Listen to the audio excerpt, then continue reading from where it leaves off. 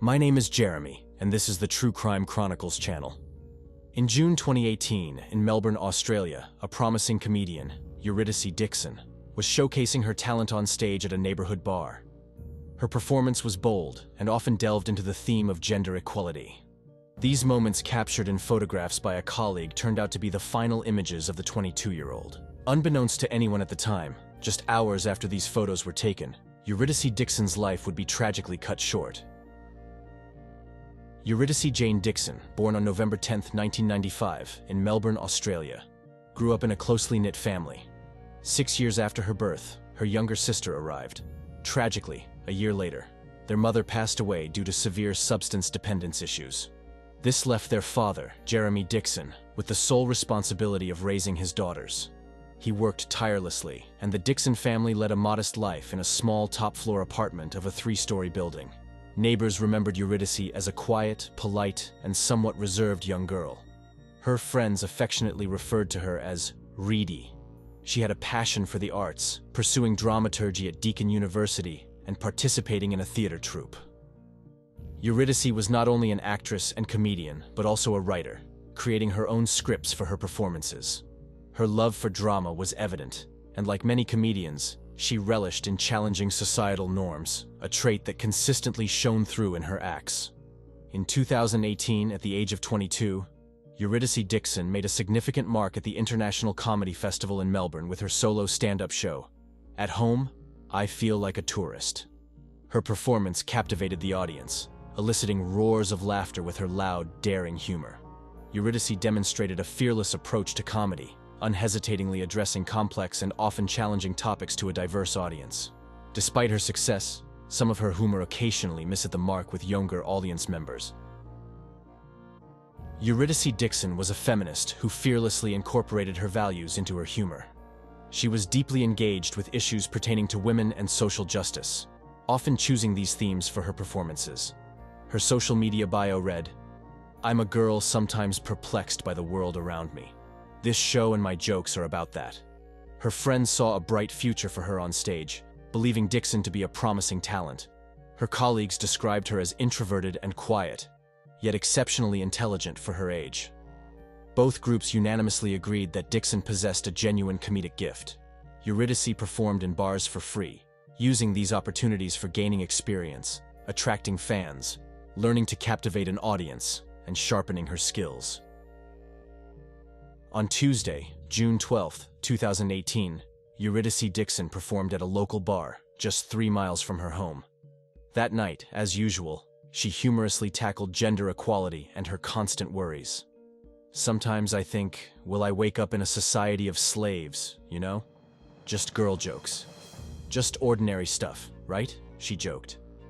In her last act, she whimsically spoke about robots taking over the world, hoping that by then, we'd all be gone.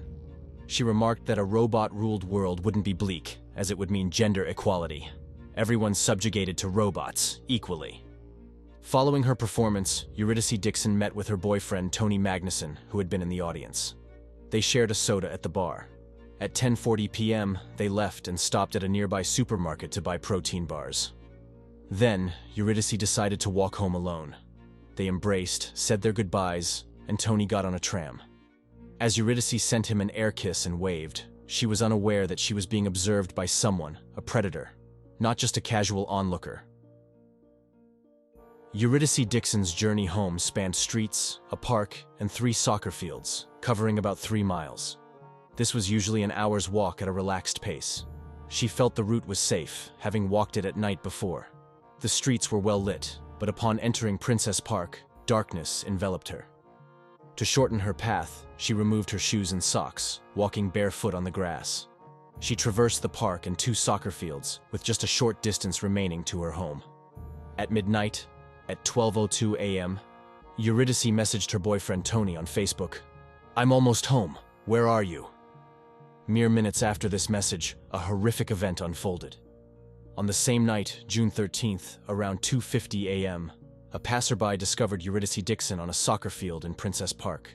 The passerby immediately called for an ambulance and police and tried to perform CPR on Dixon, but it was tragically too late. Eurydice had been strangled and had already passed away. The area around the park was equipped with several surveillance cameras. The police quickly found footage of Dixon walking alone through the park with a young man about 100 feet behind her. This individual had fluffy golden hair, unkempt stubble, and appeared overweight, short, and stocky, moving with a bear-like shuffling gait. In an effort to advance the investigation, the police released the surveillance video to local television channels and made a public appeal, asking anyone who recognized this suspicious person to come forward. On the evening of June 13th, the same day, 19-year-old James Todd contacted the police. He reported that his friends had been calling him, claiming that they had seen his face on the news in connection with the death of Eurydice Dixon in Princess Park. James adamantly denied any involvement in Eurydice Dixon's death, insisting that he was not the person in the surveillance footage. The police requested that James come to the station for questioning. Upon his arrival, he continued to assert his innocence, responding to 660 questions and maintaining that he had no connection to the crime. Additionally, James agreed to provide a DNA sample. Following the discovery of Eurydice Dixon's body, an impromptu memorial formed at the site, with people bringing flowers to honor her memory. A substantial crowd, numbering in the tens of thousands, gathered to remember the young woman.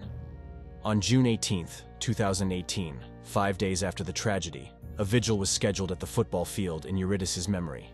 However, the event was marred by a disturbing act the night before the vigil, when someone painted a huge 75-foot depiction of male genitalia on the grass. Firefighters and municipal workers found it impossible to remove the paint and were forced to completely excavate and replace sections of the lawn, incurring a cost of $20,000. The perpetrator was swiftly identified as 29-year-old blogger and men's rights activist, who was also a Scientologist, Andrew Nolch. Nolch openly admitted that his motive was to provoke anger among feminists. Initially, James Todd maintained his innocence, but this changed during a follow-up interrogation. When the detective mentioned that DNA evidence from the crime scene was under analysis, Todd's demeanor shifted. He lowered his head and stated that further testing was unnecessary. Todd then confessed to being in Princess Park on the night of the tragedy, admitting his guilt in the murder and assault of Eurydice Dixon. He acknowledged his responsibility for the young woman's tragic death. In November 2018, James Todd recounted in detail his activities on the fateful day of June 12th. His day began with college classes in Broadmeadows, a suburb of Melbourne, which lasted until 3 p.m. After his classes, James met up with 3 college friends. At the station, they bought strong liquor, rolling papers for cigarettes, and then took a train to Melbourne. They spent time in Batman Park, sharing a bottle of alcohol. When they ran out, James purchased cider and obtained marijuana from some people. Around 8 p.m., one friend left, and James, along with the remaining 2, headed to the station where they purchased another bottle of liquor and Coca-Cola. The trio then took the train back towards Broadmeadows. They each disembarked at different stations. James got off first at Newmarket Station around 9 p.m., while his friends continued their journey. James Todd described how, after disembarking at Newmarket Station around 9:35 p.m., he aimlessly roamed the streets. He made his way towards Elizabeth Street, and at 10:43 p.m., he first noticed Eurydice Dixon near a supermarket with her boyfriend, Tony. After briefly stopping at McDonald's for a snack, James returned to the location where he initially saw Eurydice. He observed her blowing a kiss to her boyfriend as he left.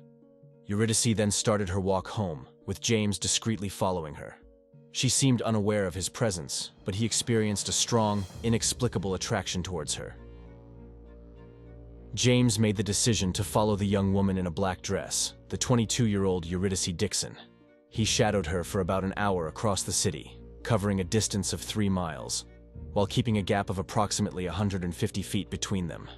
Whenever Eurydice slowed down, James would pause to smoke. Surveillance cameras recorded them as they passed by the University of Melbourne at 11:54 p.m. A short while later, Eurydice texted her boyfriend Tony, informing him that she was nearly home. This message was sent as she was walking through Princess Park. Just minutes after sending that text, at around midnight, Eurydice found herself in a life-threatening situation. As Eurydice was crossing the 3rd soccer field, James Todd approached her from behind. He grabbed her hair and dress, knocked her down, and pinned her to the ground. He then sat on her chest and seized her neck. In a desperate attempt to defend herself, Eurydice fought back, scratching at his face, neck, and shoulders. Despite her efforts, James overpowered her. After satisfying his urges, he briefly contemplated repeating his actions, but lacked the physical strength. Ultimately, he forcibly strangled Eurydice until she passed away. James Todd conveyed to investigators that upon first seeing Eurydice, he assumed she was intoxicated and wanted to engage her in conversation, thinking it would be amusing. Contrary to his assumption, the autopsy conducted on Eurydice revealed no presence of alcohol or illegal substances in her system. The medical examiners concluded that Dixon's cause of death was due to strangulation, accompanied by blunt force trauma to her head and other parts of her body. After committing the crime, James took the victim's phone and left the park. He found a bench at a stop and slept there until 4 a.m. Upon waking, he used the phone to take a selfie, checking the scratches on his face and body. He then went into the bushes, used the restroom, and removed his t-shirt, using it to wipe himself. The t-shirt, which had a skull image and the caption, "What Men Fear," was left behind in the bushes. James returned to Princess Park, where police were already conducting their investigation. He left the park, reached a stop, and made his way home, buying coffee and a pie on the way. By 7 a.m., he was at home, where he immediately searched online for Princess Park. The first news he encountered was about the tragic incident. He then began searching for adult films, specifically looking for content that resembled what had transpired the previous night with Eurydice. He sought videos featuring women who resembled her, going through 4 pages of search results. That evening, a friend informed him that he had been seen on TV in a news report about the deceased girl. Following this call, James obtained the number for the police station and made the decision to contact them. Investigators found that James Todd's visit to explicit websites and his interest in certain types of videos was not a new behavior. In the years preceding the crime, James had harbored fantasies involving violent acts. His girlfriend, who had been in a relationship with him for 4 years, noted that during intimate moments he had a tendency to grab her neck. However, a deeper examination of his internet search history revealed that James was exploring much more extreme and violent scenarios than what he had exhibited in his relationship. The 19-year-old James Todd was both a student and a worker, aspiring to a career as a restaurateur and pursuing education in that field. He lived with his parents and had a habit of staying up late to watch adult videos. Specifically, he gravitated towards videos where a woman inevitably met her demise at the end. This obsession with watching such scenes grew to a point where he yearned to recreate them in real life. This compulsive idea increasingly dominated his thoughts, disturbing his peace and impacting his ability to live a normal life. James Todd's living conditions were extremely poor. When police visited his family's home, they described it as the most dilapidated residence they had ever encountered. The Todd household comprised 5 members, the parents and 3 sons, with James being the middle child. Their living environment was in chaos, exacerbated by several pets and a kitchen that had collapsed due to rotting floors. Cooking activities were relegated to a stove placed in the bathroom, adjacent to a constantly clogged toilet. The house was overrun with clutter, trash, and debris in every room, rendering it almost uninhabitable. Food waste was left scattered wherever it fell. James spent very little time at home, often resorting to sleeping on desks during his classes or on park benches. His mother confessed that the dire state of their home was partly due to her battle with depression. However, James himself stated that their living conditions had always been in such a state of neglect. The father's role or involvement in the family situation was not specifically mentioned. Prior to committing the crime, James Todd had already distanced himself from his family home, choosing instead to spend most of his time at his girlfriend's residence. His girlfriend observed a shift in his behavior, which she attributed to the stress of completing college and uncertainty about his future prospects in the restaurant industry. During the trial, it emerged that James had been diagnosed in his childhood with a mild form of autism spectrum disorder and attention deficit hyperactivity disorder. He exhibited a profound interest in dinosaurs, engaging almost exclusively with dinosaur toys and frequently having tantrums related to various everyday situations, including issues with food, household items, and even public transportation. During his teenage years, James Todd received psychiatric treatment on multiple occasions, prompted by concerns from his teachers regarding his antisocial behavior. While autism or Asperger's syndrome can present in diverse ways, It's important to note that these conditions are not inherently linked to dark or harmful sexual tendencies. In James's case, two psychiatrists who had worked with him and thoroughly reviewed his situation concluded that he exhibited signs of a sadistic personality disorder. They believed this disorder was a contributing factor to the tragic events. These medical professionals were in agreement that there is no direct causal relationship between autism and criminal behavior.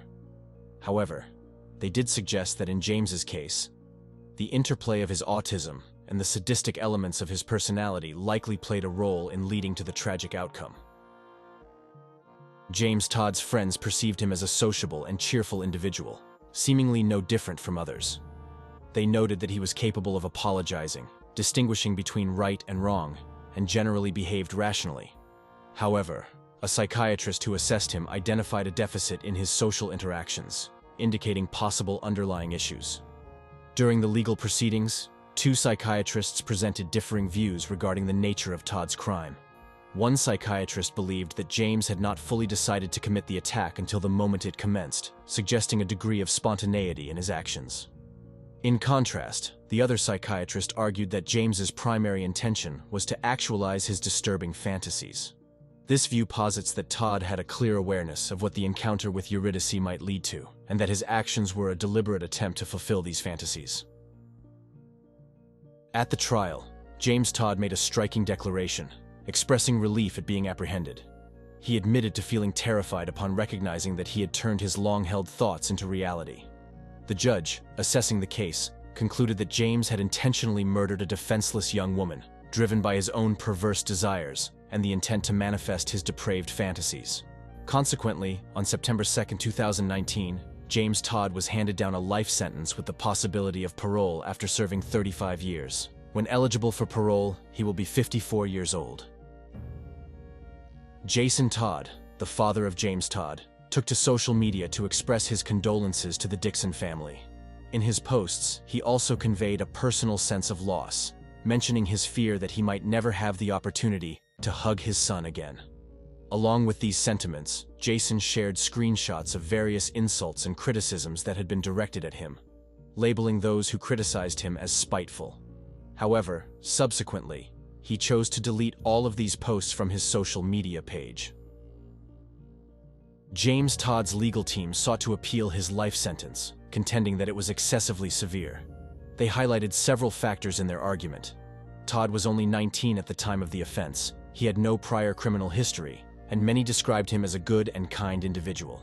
Additionally, his lawyers pointed to his full admission of guilt and expressed remorse, along with his autism diagnosis and the deplorable living conditions in his family home, as mitigating circumstances.